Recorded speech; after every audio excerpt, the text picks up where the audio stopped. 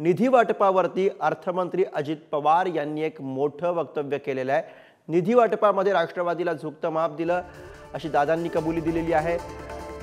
वाढपी आपलाच असला की फायदा होतो असं अजित पवार यांनी म्हटलेलं आहे। 288 जण पंक्तीला आहेत, मात्र झुकतं माप आपल्याच आमदारांना दिलं असं विधान हे अजित पवार यांनी केलेलं आहे।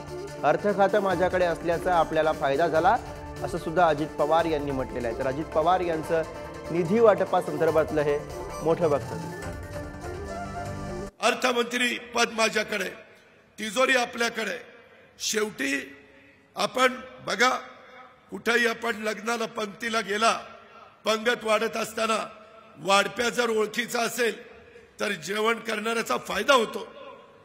288 लोक बसलीत पंक्तीला, किती 288, आणि अजित पवारकडे वाढप्याचं काम आले। जरा आंबेगाव दिसला, दिलीपराव दर जरा जास्त, अतुल आहे तू दर अजून दर होतं ना, मनुष्य स्वभाव आहे, ह्याच्यात आत्मशक्ती नाहीये।